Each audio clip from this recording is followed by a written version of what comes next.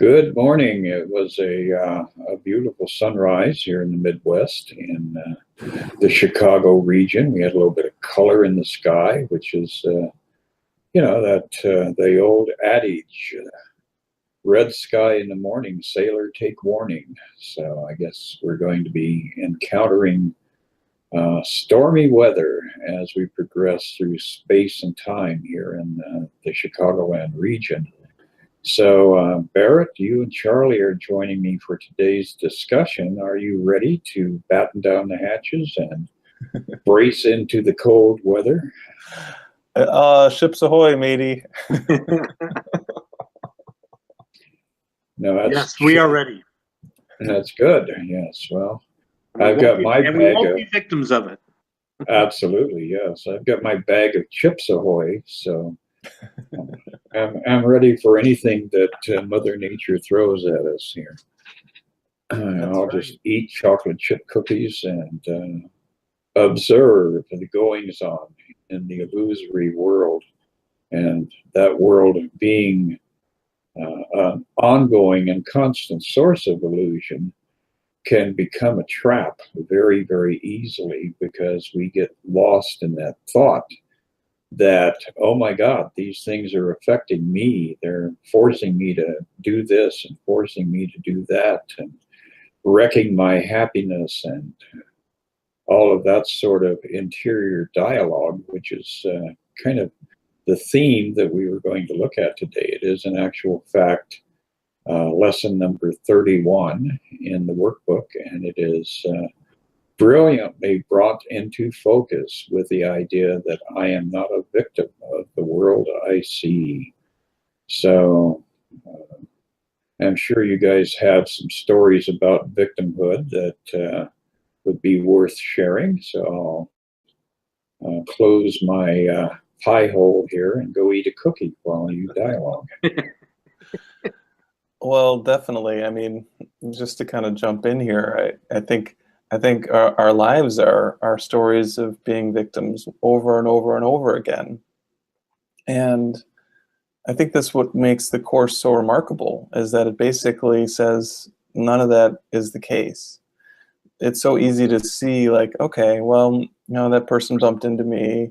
They're a jerk. I'd be happy if they hadn't done that.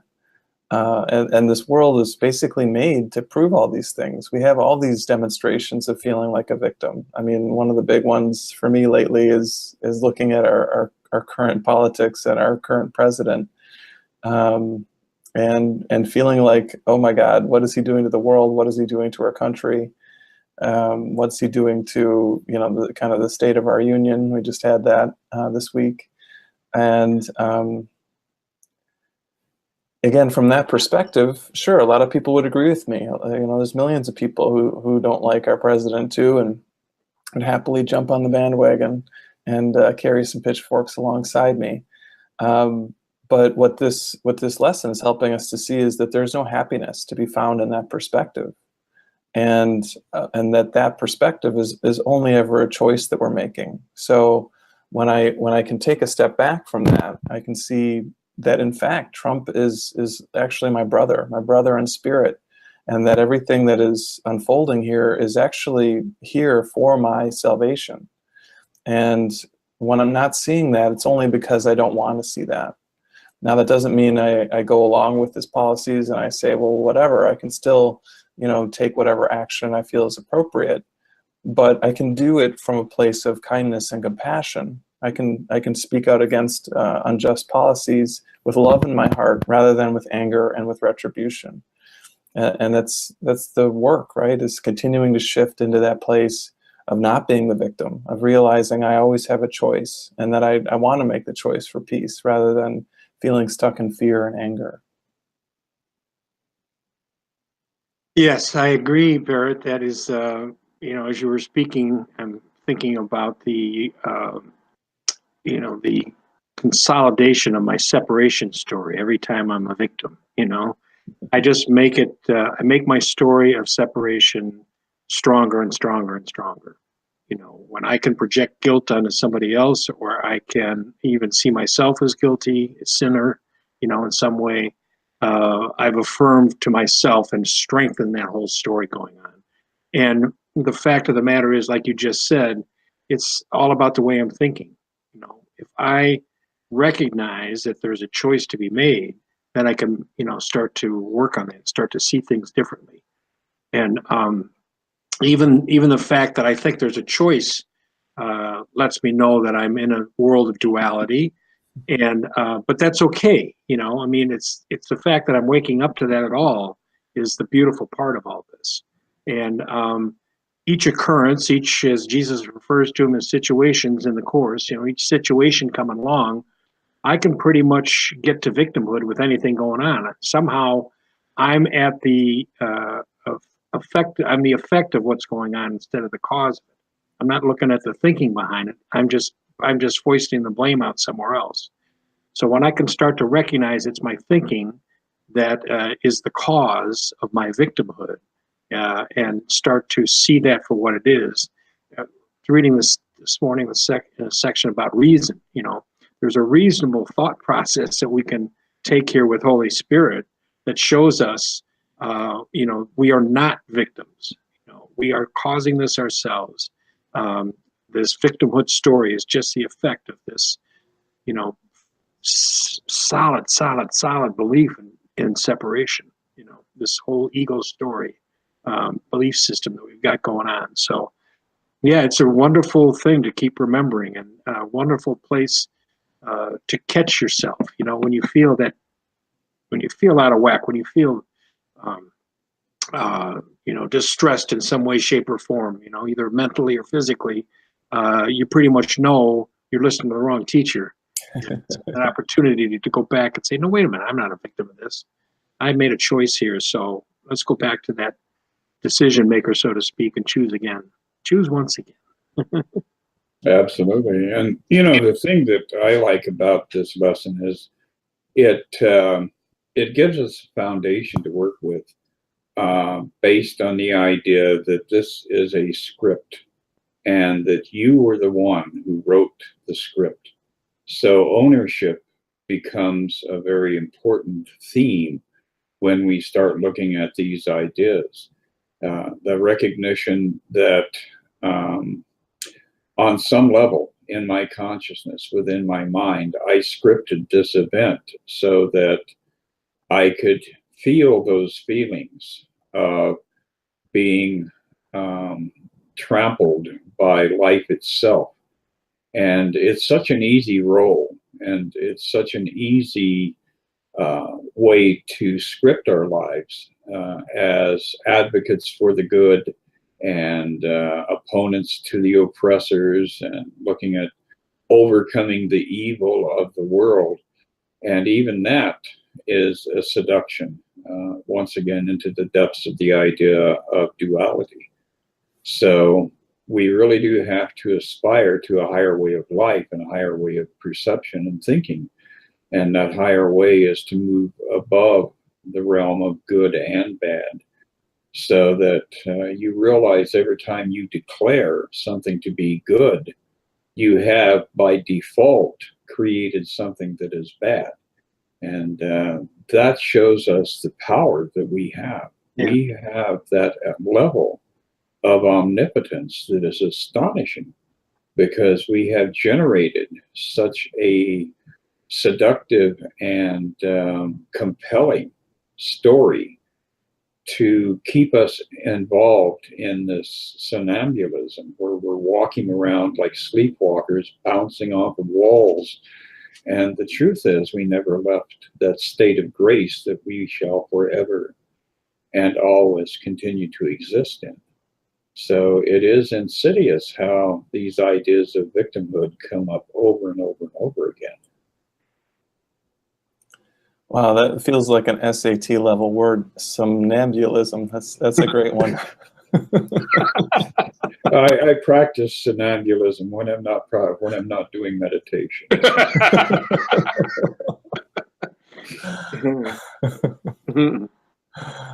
I feel like I should call this somnambulance.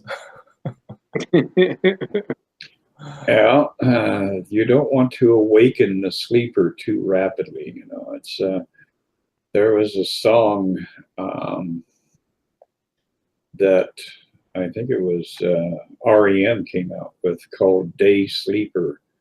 And about the whole idea of most of our life is spent in this comatose state. And we are sleeping through all these events. We are dreaming them. And if we awaken or even begin to have just a tiny concept of what awakening offers to us, it moves us into a space where the dream no longer has its seduction. The dream is no longer that desirable. Yeah. And I think you're right on it here. You know, this is the work, is to withhold or withdraw the value we've placed in this dream world. And for most of us, when we start to hear this concept, it feels like a loss, right? It feels like a sacrifice. We're giving something up. Oh, well, what about all these dream things I really attach to and value and identify with? Well, will I lose them? And really what happens is we just lose our attachment to them. And that doesn't mean we can't still be compassionate, we can't still be appropriate. As Ken Wapnick likes to say, you know, you still fulfill your role, you know, whatever your role is, as sibling, as parent, as child, as worker, as boss, whatever role you have in this world, you still do these things, but you start to do them from a different mindset. And as we're talking about this idea, I'm not the victim of the world I see, what comes to mind for me is another line in the text where Jesus says to us, beware of the temptation to perceive yourself unfairly treated. And this is the siren call of the victim, right? This is, as you were saying before, Charlie, this is how you get sucked in, because there's this real desire to feel unfairly treated. And it seems a little strange, right? Well, why would I want to feel unfairly treated?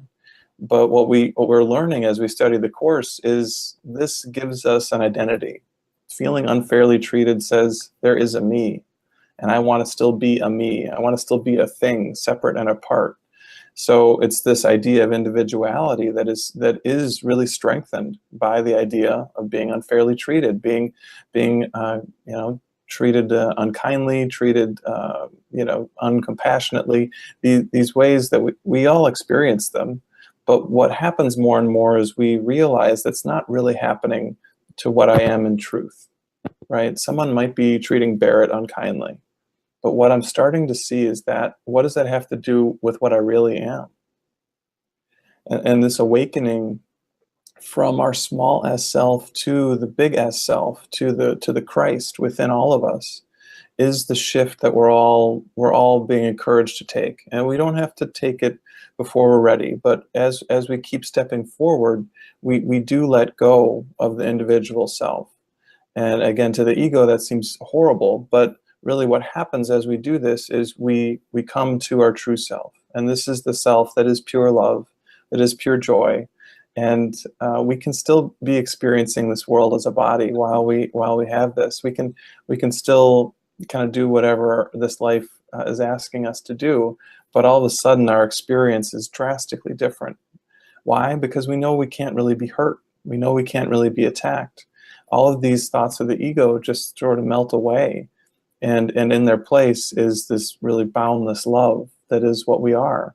And this is what the Course is leading us to. Yeah, I'm chuckling because I'm thinking of the loss of drama. You know, you asked the question, or you stated, that we're fearful of losing something, and we are. The ego is afraid of losing that sense of small self, that specialness, that special character that we are. And yet the opposite is really true, because what happens is we start to gain in the joy, in the love. We start to wake up to that, the presence of that in our lives. It's always been there. We've just covered it over, with our stories of drama and our dramatic stories. And, I just think of all the different stories I hear from people about what's going on in their lives. And they're all so dramatic when you think about it. I mean, this stories of victimhood are just filled with, accusation and venom and just all sorts of stuff going on. Really juicy, good stuff, Yeah, and we don't have to be, you know, the recognition that we're choosing that is such an awakening for us, you know. You know, that whole story of watching the movie up on the screen, and, you know, we want something to be different. We can't go up to the screen and change it. We have to go back to through the projector, back to the script, you know. It's just the script that needs to be changed. And there's another script that's available to all of us, you know. And it is one filled with love, and it is one filled with joy, as you touched on. And that's, again, as we start to work with this course and we start to practice and learn what Jesus is talking about here, that's what we start to experience. You know, we start to experience a different way of perceiving and a different way of experiencing the life that we're living. And that's such a blessing, such a blessing. It absolutely is. And one of the things, you know, that I was, that was a stimulant as you guys were talking was enveloped in that idea of sacrifice, giving up our individuality, giving up our uniqueness, giving up our personal mission in life, you know. And we often indoctrinate ourselves with the idea of God sent me here to, you know, save an elephant, and so by God, I'm gonna get my ass over to Africa and save over every elephant that I find on the continent there. And, you know, when we're caught up in the passion of the ego, it seems so thrilling and so validating and so rewarding. But then all of a sudden, one morning you wake up and realize, well, I saved 10,000 elephants, but 200 million other species are in decline and are being decimated. So where am I on that wavelength? And all of the things that the ego offers us as far as these different very passionate positions that we can take in life become so irrelevant because we're always in a state of struggle. That is the nature of the personal self, of the ego. The ego is always struggling with life. And I love that thought that Jesus offers us in the New Testament in a couple of different occasions, where he says, I am come to give you life, and life more abundant. And as we start to release our attachment to the ego and to all of its goals and all of its desires and all of its needs, there is this beginning of a state of grace that we slowly step into, either consciously or unconsciously. And within that, all of a sudden, life does take on a different texture and a different volume and a different attribute completely and totally. So then you discover that there is a joy that comes into your life. You may have a passion going on with saving elephants, but is it a joyous experience?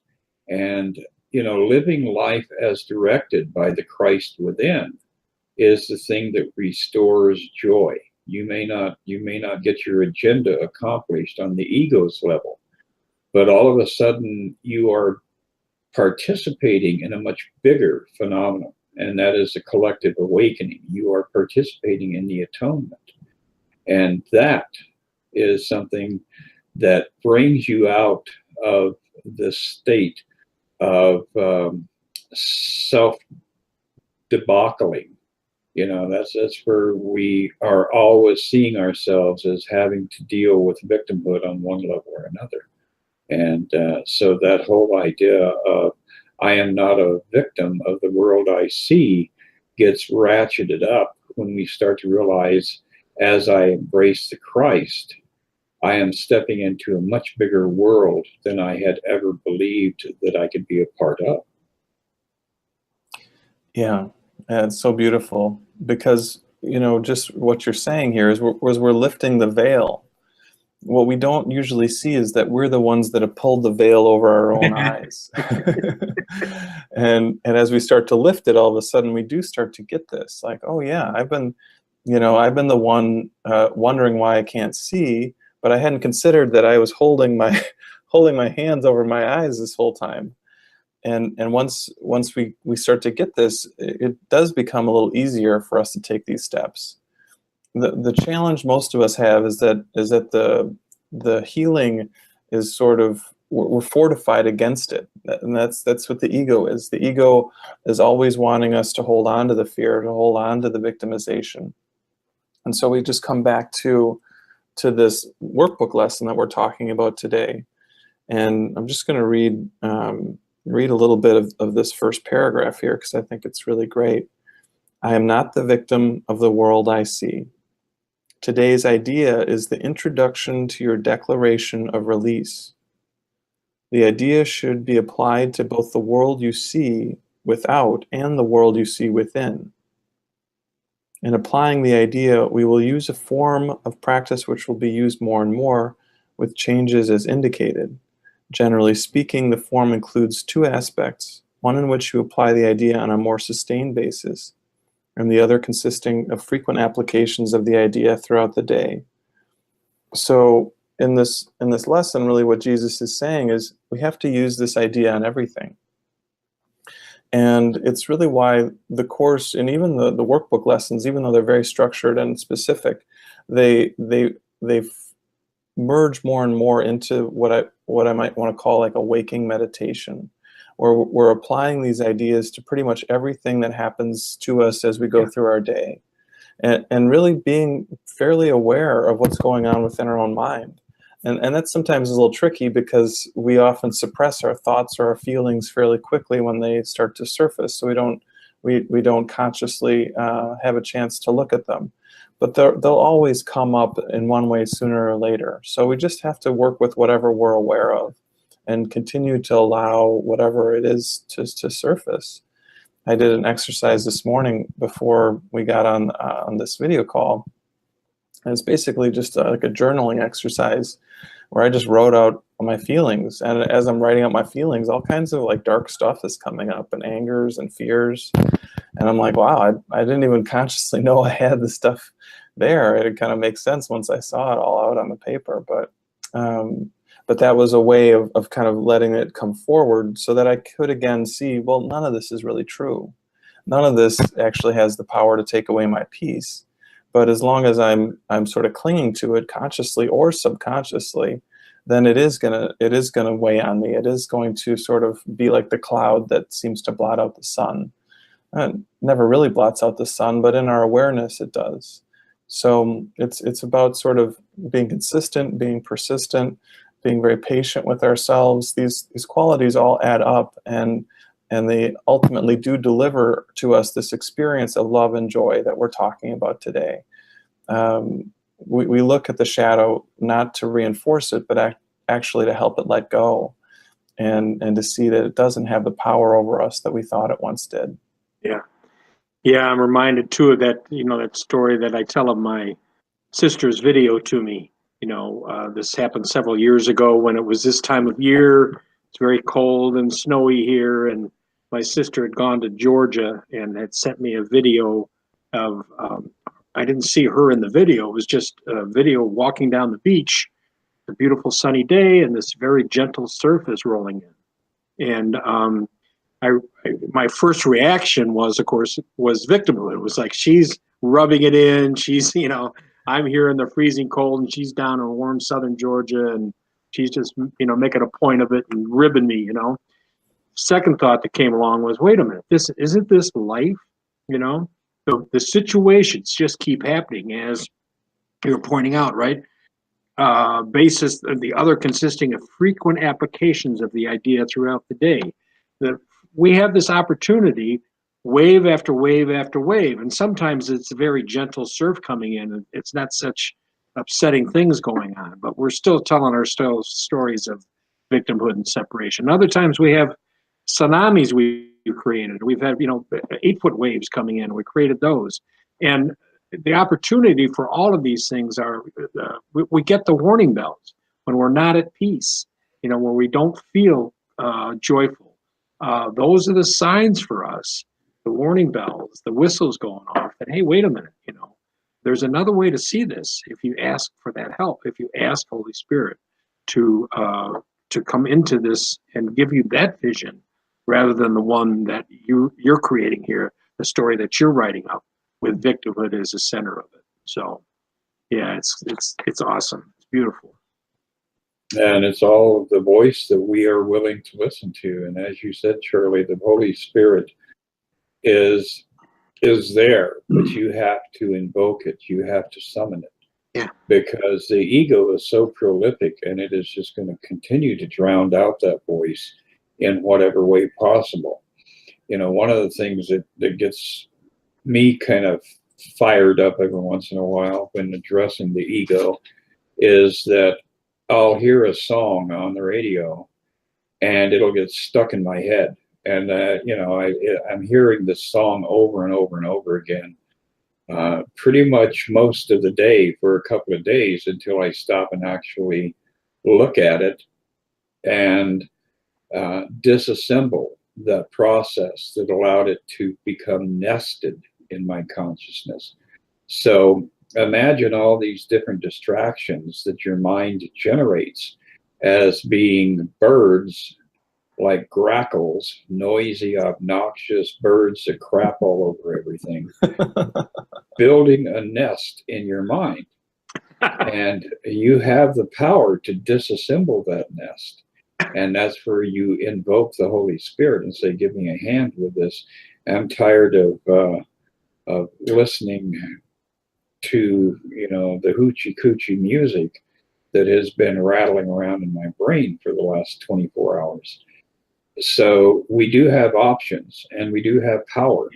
And the one thing that the ego never wants us to look at is the fact that we have such an expanded amount of power that the ego is not even able to conceive of it. So if you truly want to be as you were created, then you have that essence about you of omnipotence. And that doesn't mean you come down here on planet Earth and kick ass and get rid of all the bad guys. It has nothing to do with it.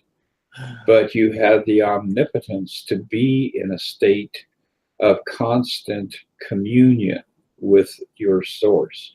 You and God are having a tea party that lasts 24 hours a day, 7 days a week.